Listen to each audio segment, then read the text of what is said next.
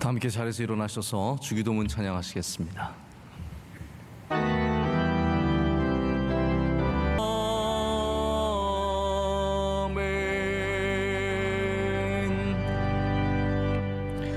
사랑의 하나님 아버지, 이 시간도 사랑으로 우리를 깨워주시고 주님 앞으로 불러주시니 감사합니다.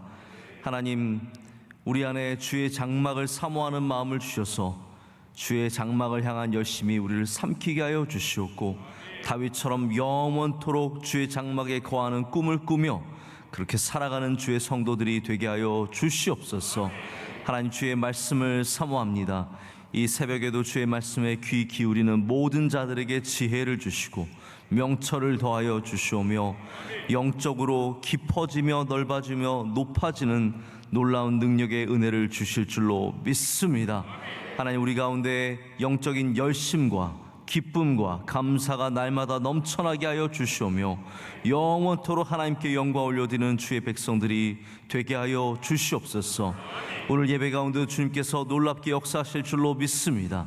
처음부터 끝까지 주님께서 주관하여 주시고 영광 받아 주시오며, 모든 순서 가운데 임재하여 주시옵소서.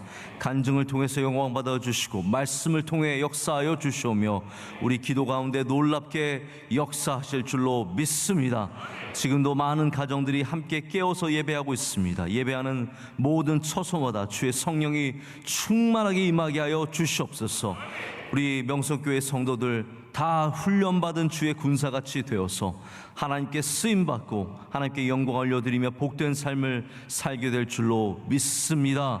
이 모든 것을 주님께 감사함으로 아뢰옵고 사랑하시는 예수님의 이름으로 기도드립니다. 아멘. 자리에 앉으시겠습니다. 오늘 먼저 하나님께 간증 올려드립니다. 간증 올려드리는 가정은 오정규 집사님, 박영숙 집사님 가정이고요. 주신 귀한 두 자녀가 있습니다. 정은, 민석. 이렇게 하나님께 영광 올려드리고 이어서 찬양도 올려드리겠습니다.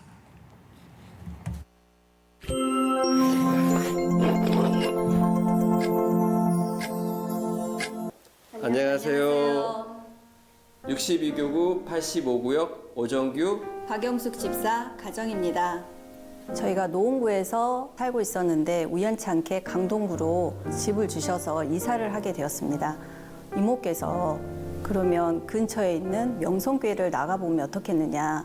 저희는 명성교회에 대해서 모르고 있었거든요. 원로 목사님 말씀이 좋으니까 은혜가 있는 교회니까 그쪽에서 신앙생활을 하면 좋겠다, 그런 말씀을 하시더라고요. 그래서 이사 오고 나서 구주에 바로 등록을 하고 명성교회를 다니기 시작했습니다. 어느 날 구역장님이 금요구역을 나가자고 하셔서 나갔는데, 목사님 말씀이 세상에 주는 말씀하고 많이 틀리더라고요. 말씀이 너무 꿀송이처럼 단다는 그런 말이 정말 임하는 것 같아요. 그래서 이게 말씀의 은혜구나. 그럼 성경에는 어떤 말씀일지 나도 읽어봐야 되겠다 하는 그런 마음도 먹게 되었고, 그래서 성경도 통독도 하게 되고 지금까지 말씀을 꾸준히 붙잡을 수 있었습니다. 최근에 이제 피택 훈련을 통해서 특히 담임 목사님께서 하신 온라인에서 강의를 통해서 가장 많이 은혜를 받았습니다. 그 내용은 우리가 섬김의 리더십이란 내용인데, 위로도 섬기고 아래로도 섬기고 주변 좌우로도 섬기는 리더십이 필요하다. 지금의 피택 받은 저 같은 경우에는 단순히 나만 신앙생활을 잘한다고 해서 되는 게 아니고, 저를 통해서 누군가의 선한 영향력을 행사할 수 있는 모습이 되어야 된다라는 말씀이 너무 은혜 받았습니다. 제가 많이 고민했던 문제들 기도하면은 새벽 기도에 나와서 목사님이 다 그에서 말씀을 해주시더라고요. 기도 응답이었어요, 그게. 참 너무 신기하기도 하고, 기도에 대한 중요성도 배우고, 제가 기도가 3분, 5분 이것밖에 못했었는데, 새벽 기도를 다니면서 점점 이게 시간이 지나면서 한 20분도 되고 30분도 되고 1시간도 되고, 이런 기도가 늘려가는 그런 기쁨이 있더라고요. 그래서 저 가장 신앙의 기초인 그 말씀과 기도를 명성교회에서 제가 다지게 되는 귀한 시간이었습니다. 담임 목사님 말씀 중에 선교에 대해서 말씀하신 적이 있어요. 먼저 물질의 선교도 중요하지만 먼저 기도하는 선교가 되어야 되고, 그 다음에 겸손한 선교가 되고, 존중하는 선교가 되어야 된다. 그 말씀하시는데 그 말씀이 마음에 확 와닿는 거예요. 그래서 봉사할 때도 선교할 때와 마찬가지로 기도하는 봉사, 겸손한 봉사, 존중하는 봉사로 그 마음가짐을 가지고 봉사에 임하고 있습니다. 감사 넘치는 찬양대 봉사를 하면서 주님께 저의 부족한 입으로 찬양할 수 있는 은혜를 주시고 또 그 은혜를 통해서 제가 세상에 나가서도 더 많은 분들께 더 밝은 모습을 보여줬던 게 제게 주신 은혜라고 생각합니다. 두 번째로 제가 그 디아스포라 임용봉사를 하고 있는데 처음에는 내가 기술도 없고 아무것도 없는데 무엇을 도와드리면 됩니까? 했더니 그 자리 세팅하고 나중에 끝나면 청소할 수 있는 부분이 필요하지 않겠냐. 그래서 그거면 충분히 가능하겠습니다. 라고 시작을 했었습니다. 그런데 제가 그걸 한두 번 가다 보니까 제가 다른 모습을 본 겁니다. 그 미용을 하시고 이발하시는 권사님들은 생업이거든요. 그분들은 매일 일을 하시고 오셔서 주일에는 본인도 쉬고 싶은 아니면 그 주님과 시간이 필요할 건데도 불구하고 또다시 가위를 잡고 빗을 잡고 하시는 모습이 저에게도 큰 도전이 되었습니다. 저의 신앙의 키워드는 농부의 마음입니다.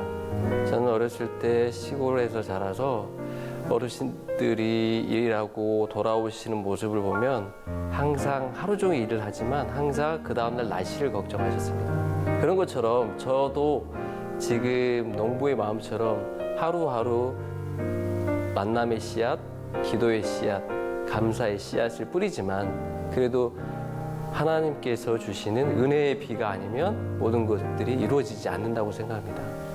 그래서 저도 농부의 마음처럼 항상 하나님의 은혜를 사모하는 마음으로 신앙을 끝까지 이어가도록 하겠습니다.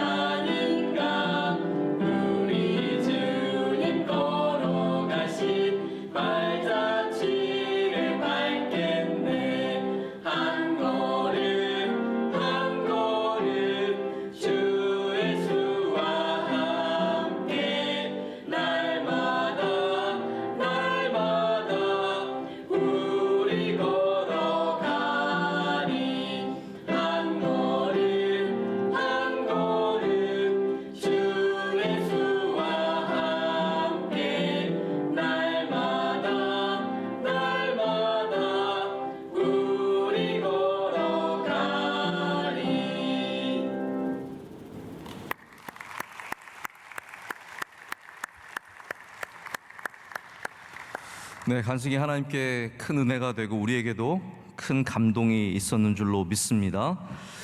이제 하나님 주시는 말씀 함께 보겠습니다. 잠언 6장 6절부터 11절까지의 말씀입니다.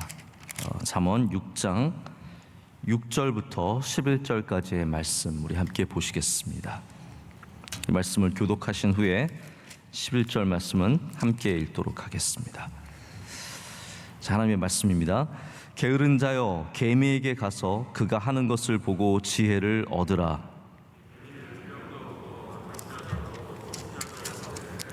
먹을 것을 여름 동안에 예비하며 추수 때의 양식을 모으느니라.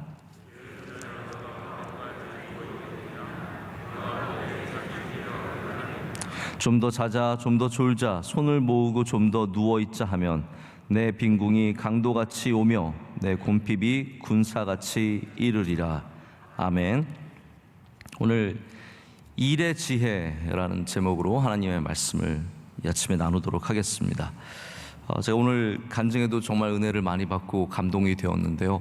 우리 명성교회는 이렇게 참 좋은 믿음의 가정들이 파도 또 나오는 것 같습니다.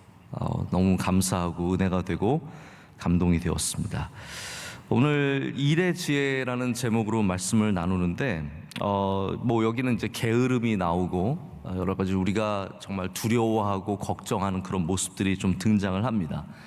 근데 저는 오늘 이걸 게으름의 관점에서 접근하기보다는 우리가 어떠한 자세로 일을 해야 되는가에 대한 그런 은혜를 좀 나누기를 원합니다. 개미를 요즘에 연구하는 사람들은 예전과는 전혀 다른 차원의 연구를 합니다. 이제 개미가 아마 그래서 그 연구를 하시는 분들이 보면 오늘 말씀이 조금 적절하지 않을 거예요. 왜냐하면 오늘 말씀에는 이제 두령도 없고 통치자도 없고 다스리는 자도 없지만 사실은 여러분 잘 아시다시피 이 개미 왕국은 이 여왕 개미가 통치를 하고 실제로 이 감독과 아주 체계적인 그러한 아주 대단한 그러한 체계를 갖고 있는 작은 국가와도 같기 때문입니다. 그래서 제가 오늘 말씀을 읽으면서도 우리가 뭐 개미의 구조를 알기를 원하는 건 아니에요. 하나님께서 우리에게 원하시는 것은 너가 뭐 개미를 연구해서 개미에게서 배우라가 아니라 하나님께서 우리에게 원하시는 자세가 있다라는 겁니다. 이게 일할 때도 자세고 신앙생활할 때도 자세입니다. 여러분 어떤 것을 하든지 자세가 중요합니다. 할렐루야. 저도 이렇게 사람을 만나서 이 사람은 자세가 되어 있다라는 마음이 들면 참 좋은 교감을 나눌 수 있어요. 그런데 자세가 안 돼 있는 사람과는 참 좋은 방향으로 가기가 어렵다는 것을 많이 느끼게 됩니다. 그래서 먼저 지혜는, 신앙은, 여러분 항상 우리가 잠언을 읽을 때는 이거를 잘 아셔야 돼요. 지혜는 신앙과 같은 겁니다. 지혜는 신앙과 같은 건데 그냥 우리에게 똑똑한 사람이 되라고 이 말씀을 주는 게 절대로 아닙니다. 우리는 이 말씀을 통해서 영적인 사람들이 되어야 하고 또 신앙인, 좋은 신앙인이 되어야 하는데 지혜나 신앙이나 자세에서 나온다는 것이 첫 번째입니다. 그래서 지혜 있는 사람은 개미로부터도 배울 수 있는 사람이란 뜻이죠. 개미로부터도 배울 수 있는 사람. 아니 그래서 지혜를 얻는 사람들은 개미한테만 배우는 게 아닙니다. 강아지를 보고도 배우는 게 있습니다. 고양이를 보고도 배우는 게 있습니다. 곰을 보고도 지혜를 얻고 참새를 보고도 지혜를 얻고 꽃을 보고도 지혜를 얻습니다. 할렐루야. 그것 자체가 부지런한 거예요. 여러분 부지런하지 않으면 뭘 봐도 관심도 없고 배우는 것도 하나도 없습니다. 그러나 부지런한 사람들은, 게으른 사람들이 아니라 부지런한 사람들은 무엇을 봐도 거기에서 배우려고 하고 거기서 감동을 얻고 거기서 내 것을 만드는 사람들입니다. 그래서 보면은 항상 어떤 일들에 보면 부익부 빈익빈이 존재를 합니다. 다시 말하자면 지혜가 있는 사람들은 날로 그 지혜를 더해가고 어리석은 사람들은 날로 더 어리석어지는 거죠. 다시 말하자면 신앙이 있는 사람들은 점점 좋은 믿음의 사람들이 되어가는데 신앙이 없는 사람들은 점점 그 갖고 있는 신앙마저 잃어버리기 쉽다라는 거죠. 그래서 우리는 참 배우는 자세를 먼저 잘 가져야 합니다. 어떤 사람들은 귀한 하나님의 말씀, 정말 귀한 하나님의 생명의 말씀을 받고도 그냥 가져다 버리는 사람들이 있어요. 그러나 오늘 간증에도 나왔듯이 금요구역장 와서 원로 목사님 말씀 들으면서 그것을 내 것으로 삼고 꿀송이보다 달게 그것을 받아들이면 거기에 그 자세에 하나님이 은혜를 주시고 그 가정과 함께 하시는 것이죠. 예수님께서 그래서 뭐라고 말씀하십니까? 마태복음 11장 29절을 보면 나의 마음이 온유하고 겸손하니 나의 멍에를 메고 나에게 배우라 라고 말씀을 하세요. 그러니까 우리는 예수님, 당연히 우리 구주 되신 예수님이기 때문에 뭐 배우기 위해서 우리가 예수를 믿는 건 아닙니다. 하지만 예수님에게서도 배울 게 있고 예수님에게서 배우는 자세가 있어야 합니다. 그래서 참 믿음의 사람들은 예수님에게서도 배우고 곤충인 하나님의 창조물인 이 곤충에서도 배울 수 있는 사람입니다. 제가 어떻게 한 장로님과 아침 식사를 같이 하게 되었는데 그 장로님 회사에 이제 공장이세요. 공장도 있고 뭐 사무 직원들도 있고 그런 큰 회사인데 거의 알코올 중독에 가까운 직원이 한 명 있었다고 합니다. 젊은 직원인데 근데 이 사람이 교회도 다닌대요. 교회도 다니는데 또 뭐 술을 마시기 시작하면은 막 이상한 짓을 하고 말도 하고 싸우고 뭐 그러다가 회사에 문제를 참 많이 일으켰다는 거예요. 하루는 문제를 일으키는데 뭐 싸운 다음에 화가 나니까 차를 몰고 회사를 들이받은 거예요. 여러분 그러면 뭐 더 이상 어떻게 회사에서 더 쓰겠습니까? 그래서 안 되겠다, 너는 나가야겠다. 그래서 퇴사를 한 거예요. 3년이 지났는데 이분이 무슨 체면, 이거 얼굴도 낯짝도 두껍죠? 나 다시 일하게 해달라고 그 회사를 3년 만에 다시 찾아왔대요. 장로님이 야 너는 안 된다 그러면서도 너무 안 됐으니까 내가 조건을 거니까 이 조건대로만 하면 받아줄게 라고 하셨다는 거예요. 그래서 이제는 교인 흉내만 내지 말고 정말 교회를 다녀라. 성경 보는 것도 중요하고 기도하는 것도 중요한데 동네 한 교회를 소개하면서 이 장로님의 지혜, 왜냐하면 장로님이 이렇게 복을 받았으니까 너도 이렇게 복을 받기를 원하는 거죠. 뭐라고 말씀하셨냐면 뭐 우리가 저도 전도하면 이런 말하기 쉽지 않을 것 같은데 이 장로님 이렇게 얘기하셨대요. 가서 목사님 가까이서 목사님께 충성해라. 그것만 얘기를 하셨다는 거예요. 그 약속을 하고 그래서 그 청년이 이번엔 꼭 그렇게 하겠습니다 해서 뭐 허물도 많고 문제도 많지만 받아줬다는 거예요. 근데 놀랍게도 이분이 정말로 그 교회에 가서 충성하는 일꾼이 되었고 지금은 안수 집사님 되고 뭐 정말 너무나 귀한 믿음의 사람이 되었다고 하시는 얘기를 제가 듣게 되었습니다. 여러분 목사가 목사한테 맹목적으로 충성해라 그러면 의심해 봐야 합니다. 하지만 복받은 사람이 할렐루야 복받은 사람이 자 이게 복의 길이야 라고 가르쳐 줄 때는 좀 들을 줄 알아야 돼요. 그거를 우습게 여기면 안 됩니다. 그래서 하나님께서 오늘도 우리에게 너 개미한테 배우라? 그럼 배울 줄 알아야 된다라는 거예요. 우리 시편 1편의 말씀을 보면 복 있는 사람들에 대한 얘기가 나오잖아요. 악인들의 꾀를 따르지 않고 죄인들의 길에 서지 않고 오만한 자들의 자리에 앉지 않고 이게 어떤 말씀입니까? 가만히 보니까 시편 저자가 보니까 복 있는 사람들을 보니까 이렇게 하는 거예요. 아, 저 사람 참 복 있는데 어떻게 살아가지? 그래요. 악인들의 꾀를 쫓아가지 않는 거예요. 근데 우리는 그게 복 받는 길임을 알지만 이게 눈이 팔리고 게으름의 문제는 여러분 그냥 이 시간을 살아가는데 급급한 거거든요. 그게 게으름의 문제예요. 나 오늘 이 시간 지금 너무 쉬고 싶으니까 더 중요한 것들은 다 미루게 되고 더 귀한 것들은 상관없어지고 지금을 살아가다가 내일을 잃어버리는 것이 게으름의 삶이라면 신앙도 똑같습니다. 아, 나 요거 어떻게 넘어가야지. 이 순간을 모면하려다가 결국은 악인들의 꾀를 따르게 되는 것이고 죄인들의 길에 서게 되는 것이고 오만한 자들의 자리에 앉게 되는 것입니다. 여러분 우리는 복된 길을 걸어야 합니다.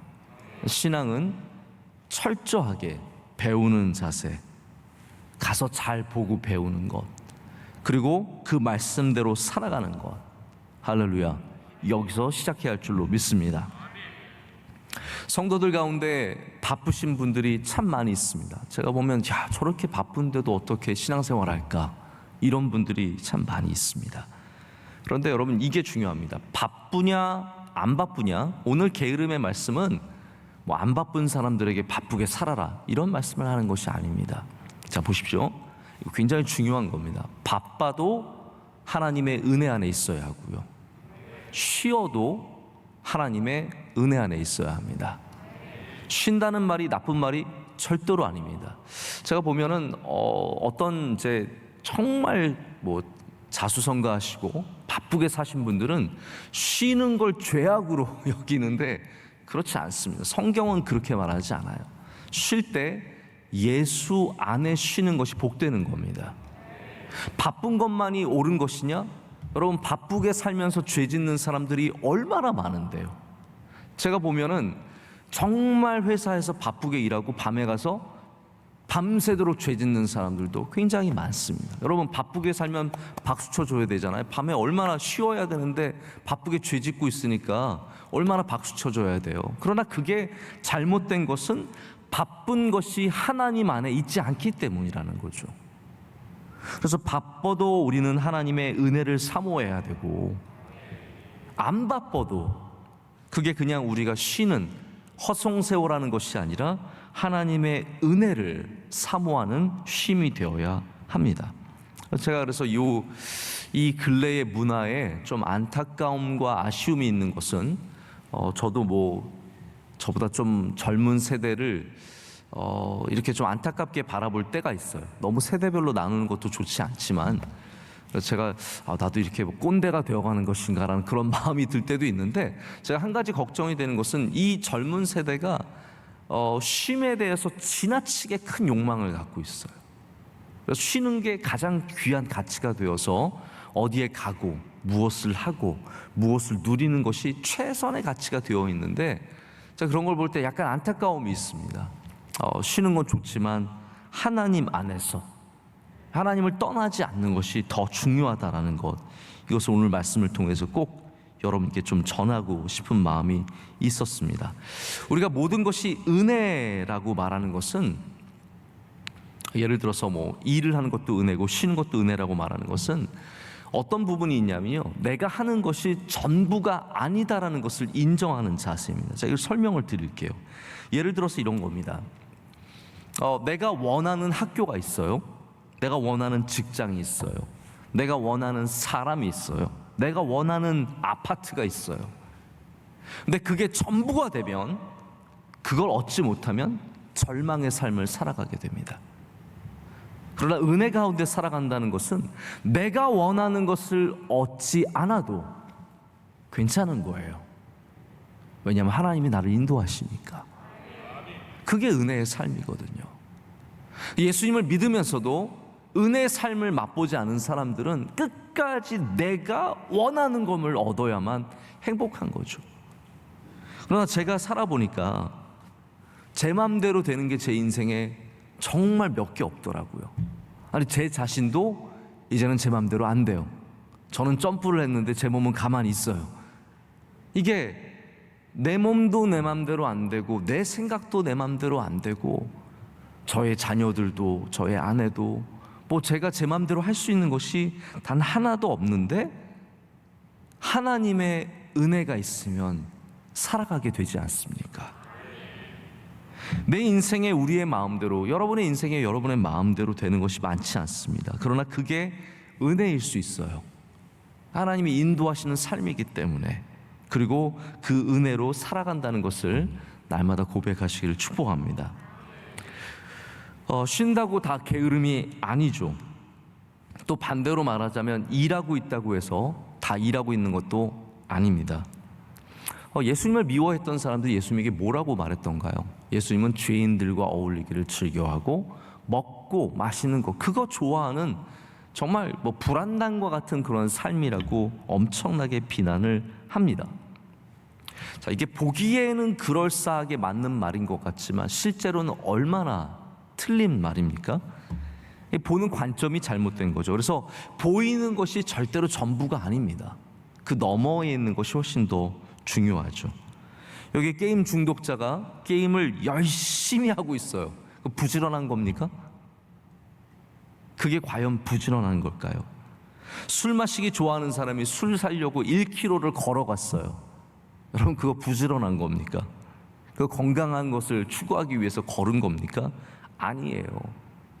그렇기 때문에 부지런한 것이 절대로 부지런한 것이 아니고, 반대로 말하자면 게으른 것이 다, 게을러 보이는 것이 다 게으른 것이 아닙니다. 거기는 오늘 말씀에는 게으름에 대해서 명확한 기준을 주고 있습니다. 어떻게 하고 있느냐가 중요하죠. 첫 번째가 뭐냐면, 두령이 없어도, 감독자도 없고 통치자도 없을 때 어떻게 하느냐가 참 중요한 모습이라는 겁니다. 여러분은 두령이 있을 때, 감독자가 있을 때, 통치자가 있을 때만 잘하십니까? 아니면 하나님 앞에서 잘하십니까? 이게 우리의 일에 대한 굉장히 중요한 기준입니다. 여러분, 무엇을 하든 마찬가지죠. 사람이 앞에 있어야만 열심히 일하는 사람이 있습니다. 사장님 지나갈 때 막 열심히 일하고 지나가면 끝이에요. 누가 올 때는 막 바짝 깨어 있지만, 여러분 혹시 자율학습이라는 거 해보셨습니까? 우리 중고등학교 때는 선생님들이 공부를 시키기는 싫고 공부는 시켜야 되니까 교실에다 모아놓고, 야, 너희들끼리 공부해, 딱 그럽니다. 그러면 그 시간에 가관입니다. 자율학습, 말이 자율학습이지 그냥 뭐 자는 애, 도시락 까먹는 애, 책 보는 애, 만화책 보는 애, 그러다가 선생님이 오시면 어떡합니까? 우당탕탕 해가지고 막 다들 공부 열심히, 가고 있죠. 여러분, 그게 공부가 될까요? 공부 잘하는 애는 어떻게 할까요?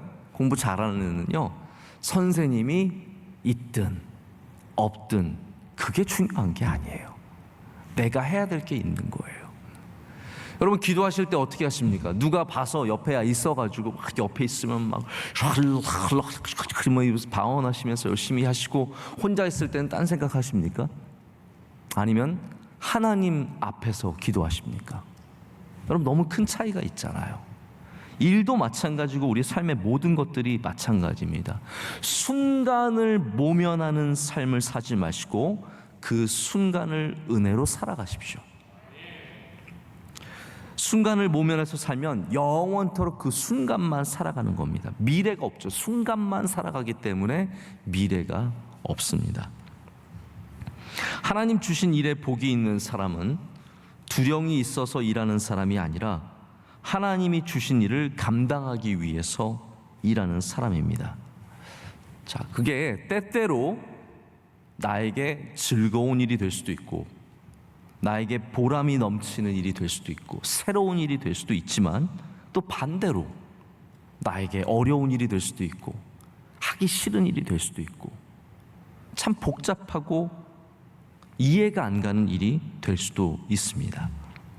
그래서 하나님 주신 일이라는 것이 어떤 단 한 가지 색깔을 갖고 있고 단 하나의 옷을 입고 있는 것이 아니라 각종 각양의 것들이 있습니다.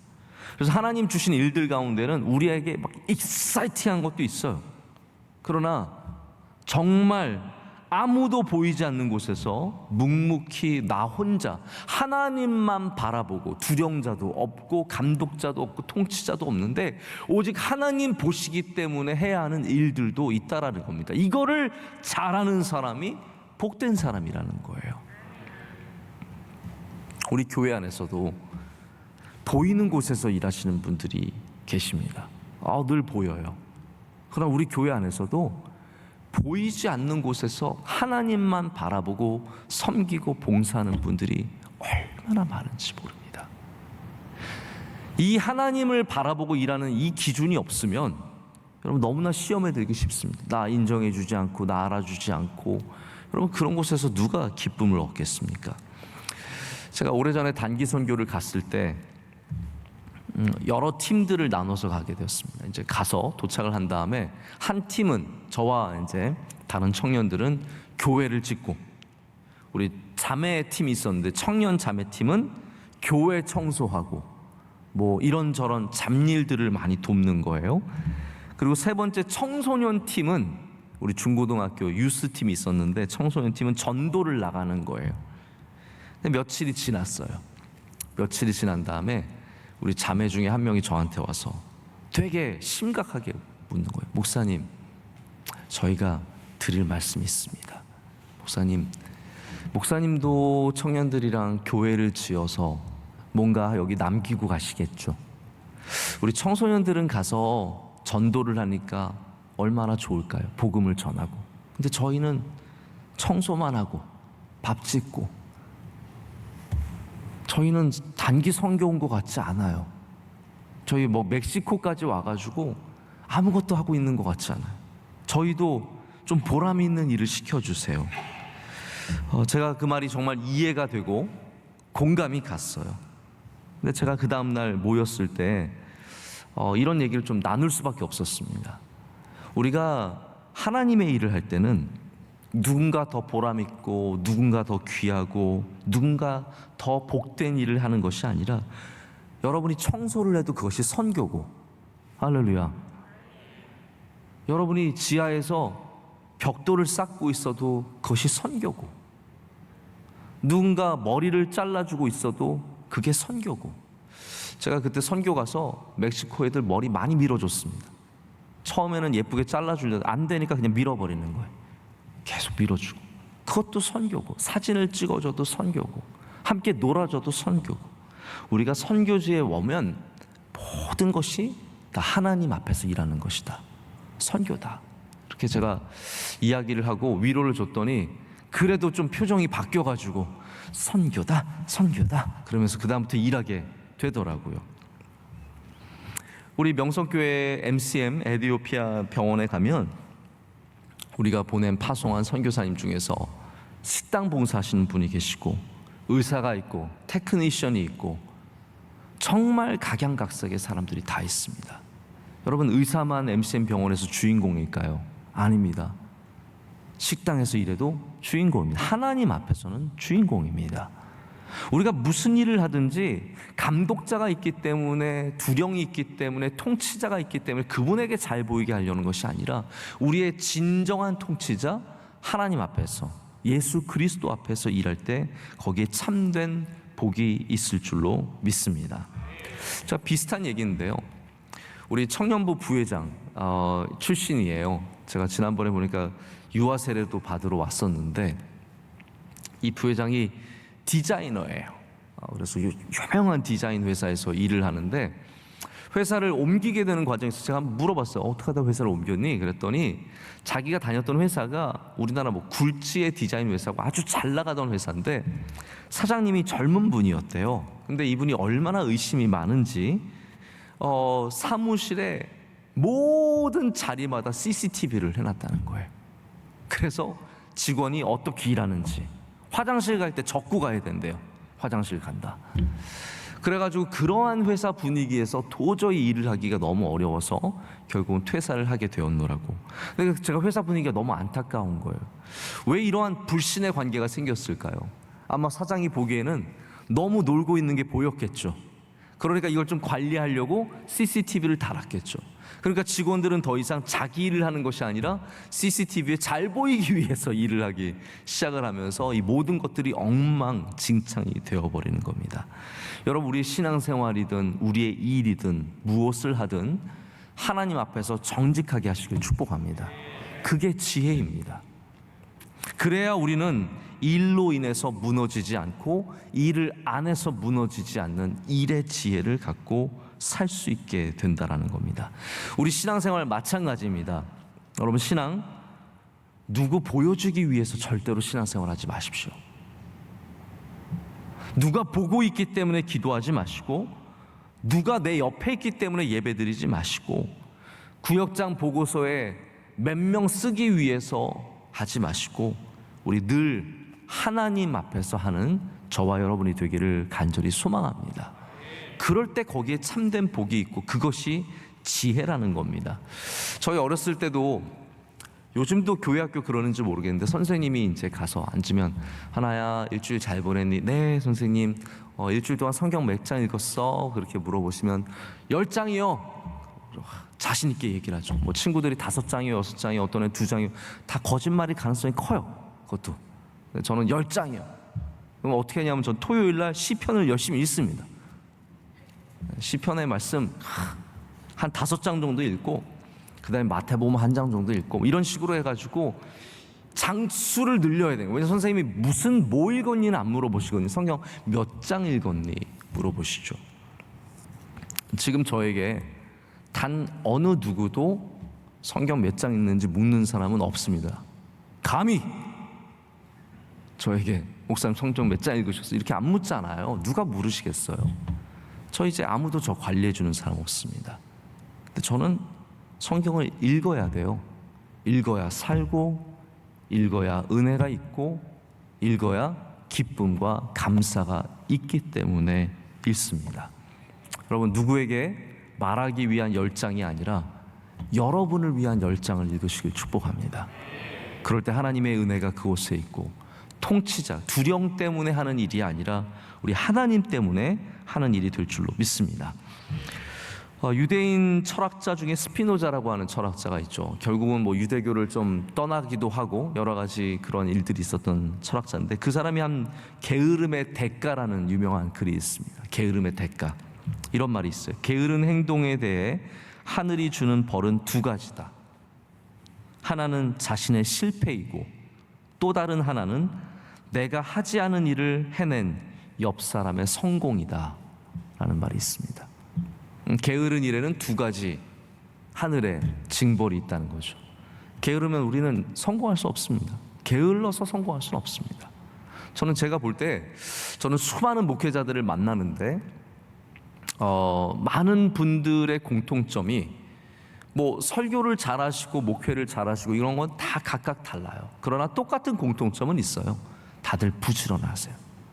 그거는 확실합니다. 제가 어떠한 목회자를 만나도 제가 게으른 목회자가 잘 되고 잘하는 것을 본 적이 없습니다. 하나님께서 주님 앞에 주님이 주신 일들을 열심히 감당하는 사람들에게 복을 주실 줄로 믿습니다. 제일 위험한 인생이 뭐냐면요, 어떻게 되겠지예요. 내 인생 어떻게 되겠지, 이렇게 살아도 어떻게 되겠지. 아닙니다. 하나님께서 주신 일들을 열심히 감당하는 사람에게 미래가 있는 줄로 믿습니다. 이게 제가 또 다른 성공, 이게 또 다른 이 징벌을 보면서 참 공감이 갔어요.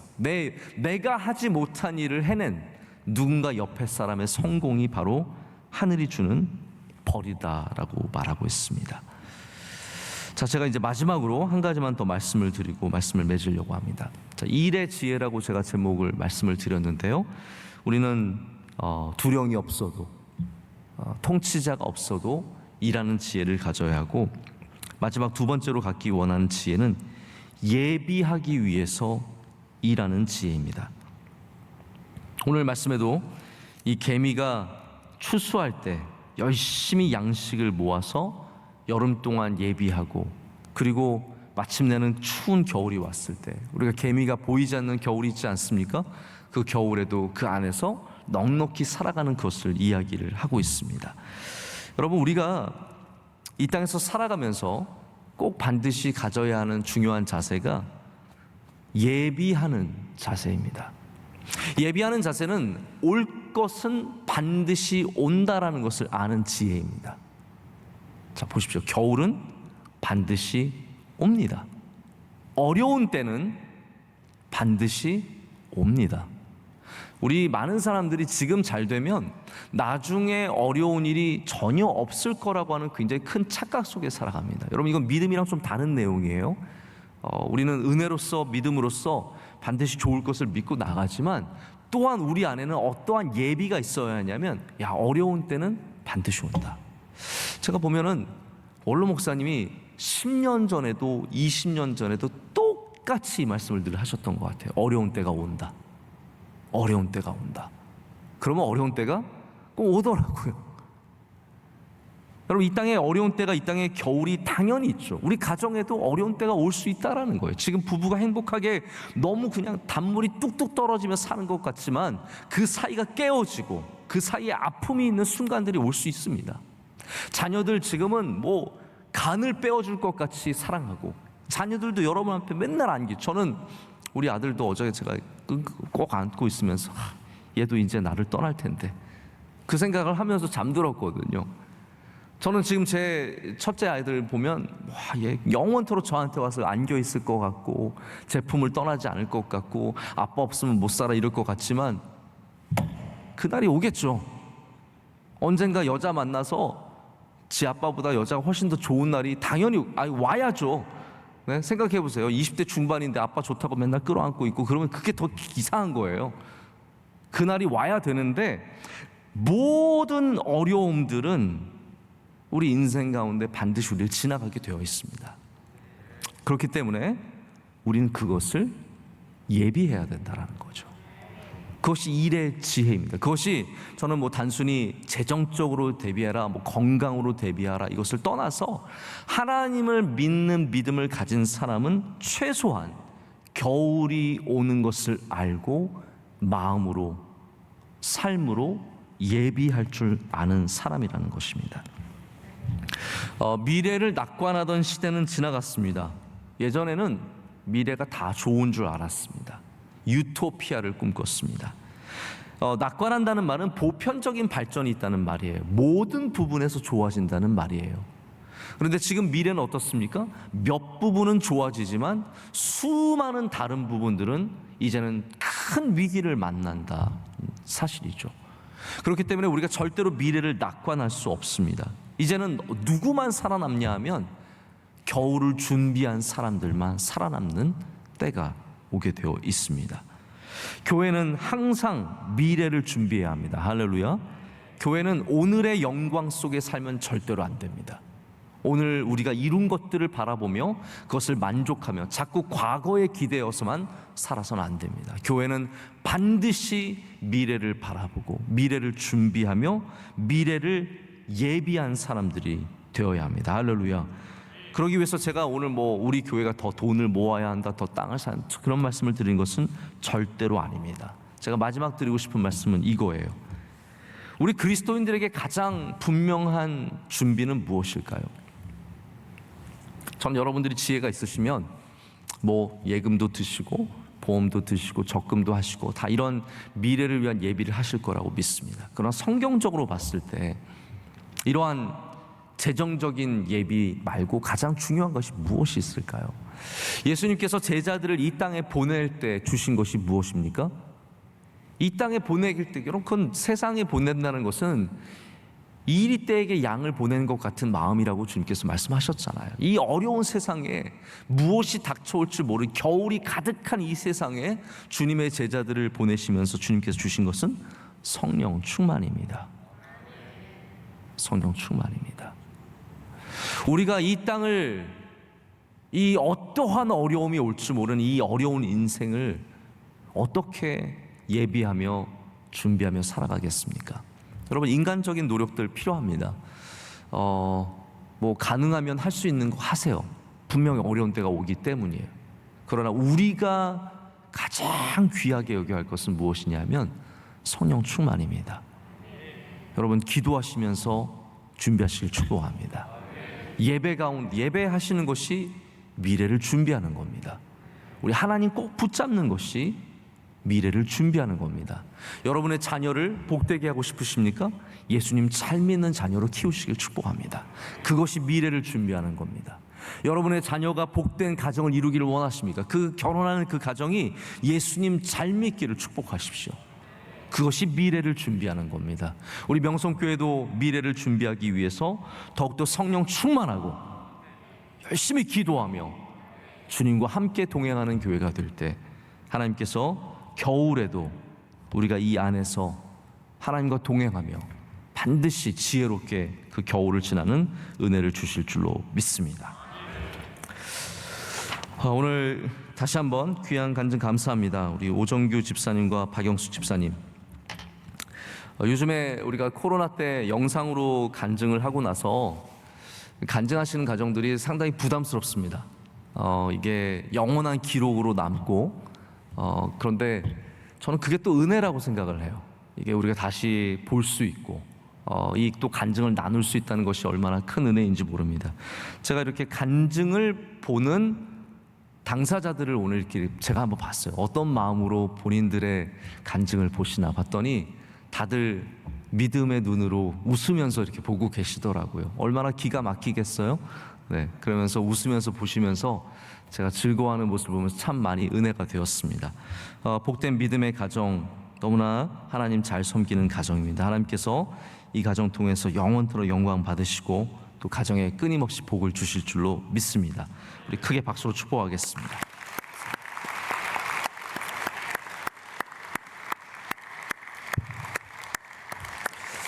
우리 시간 겨울을 준비하는 마음으로 뜨겁게 기도하기를 원합니다. 하나님, 우리 가운데 있었던 게으름이 있으면, 사람들 앞에서 했던 것들이 있으면 주님 다 내려놓게 하여 주시고, 순간을 살아가지 않고 모면하는 인생을 살아가지 않고 우리 하나님 앞에서 살아가게 하여 주시옵소서.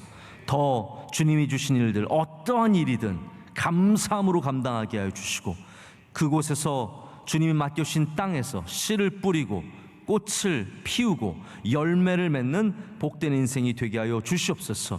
하나님, 우리 교회에 게으른 사람 한 명도 없게 하여 주시고 다 가서 하나님이 주신 일들 가운데 많은 열매를 맺게 하여 주시옵소서. 하나님, 우리 명성교회에 맡겨주신 수많은 선교의 사명 잘 감당하게 하셔서 하나님께 큰 영광 올려드리게 하여 주시옵소서. 오늘 간증하신 가정에도 은혜를 내려 주시옵소서. 우리 두 손 들고 주여 삼층하고 기도하겠습니다. 주여, 주여, 주여. 하나님 아버지, 감사합니다. 오늘도 새벽을 깨우게 하시고 주님 앞에 오게 하시고 기도하게 하심을 감사합니다. 하나님 앞에서 드리지 못했던 기도들이 있습니다. 사람들 앞에서 드렸던 기도들이 있습니다. 하나님이 부족하고 연약한 종을 불쌍히 여겨주시옵고 오늘도 다시 한번 주님 앞에 전심으로 나가게 하여 주시고 주님 바라보게 하여 주시옵소서. 지금도 내 앞에 계신 주님, 우리의 기도 가운데 응답하여 주시며 역사하여 주시며 주님의 뜻을 이루어 주시옵소서.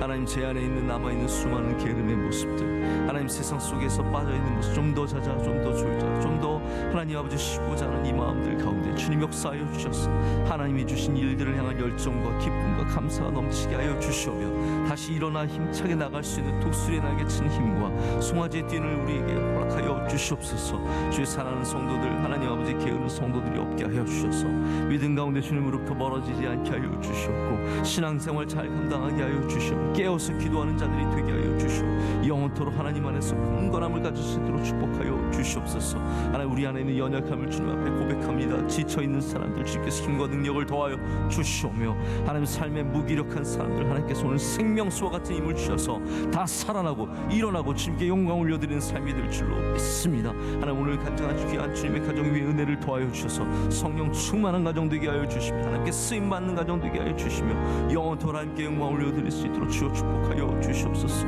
우리 연약함을 갖고 나아갈 때 하나님 한 사람 한 사람 주의 장중에 붙잡아 주시오며 하나님 주신 사명을 넉넉히 감당할 수 있도록 지혜와 명철과 능력을 더하실 줄로 믿습니다.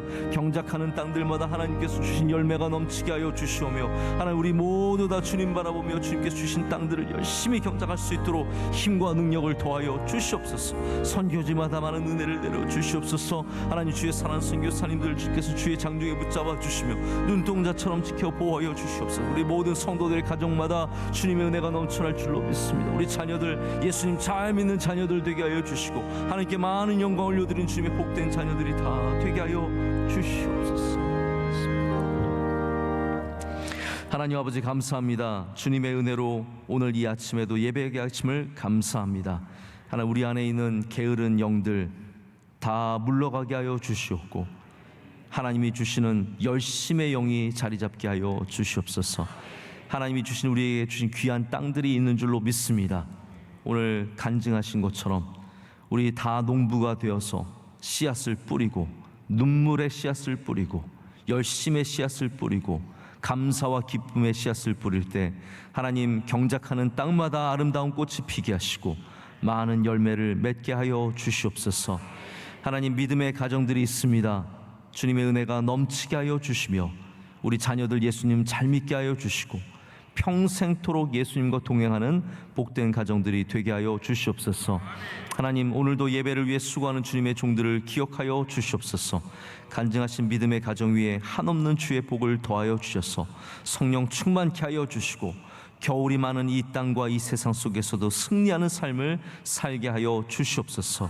교회의 기둥 같은 일꾼들로 삼아 주시오며 자녀들이 잘 자라서 하나님께 많은 영광 올려드리게 될 줄로 믿습니다. 이 간증을 통해서 수많은 영혼들이 주님의 은혜를 나누며 주님 앞에 나오는 역사가 있게 하여 주시옵소서. 하나님, 내일도 주님의 귀한 복된 날을 맞습니다. 우리 마음과 정성을 다해 주일을 준비하게 하여 주시옵고 쉼과 게으름에 빠져서 하나님으로부터 멀어지지 않도록 하나님, 우리에게 믿음과 지혜를 허락하여 주시옵소서. 하나님, 우리 선교지들을 다 주님께 맡깁니다. 선교지마다 성령 충만케 하여 주시고 우리 선교사님들을 붙잡아 주시옵소서. 우리 명성교회 모든 선교 사역 가운데 주님 동행하여 주셔서 하나님이 뜻하시는 일들을 다 이룰 수 있도록 은혜 내려 주시옵소서. 우리 사랑하는 원로 목사님 주의 장중에 붙잡아 주시며 많은 일들을 감당하실 때 어려움이 없게 하여 주시며 지혜와 명철을 더하여 주시고 건강의 은혜를 허락하여 주시옵소서. 우리 명성교회에 있는 수많은 주의 사랑하는 종들 한 명 한 명 주님께서 오늘도 동행하시며 눈동자처럼 지켜 보호하실 줄로 믿습니다. 오늘도 복된 하루가 되게 하여 주시옵소서.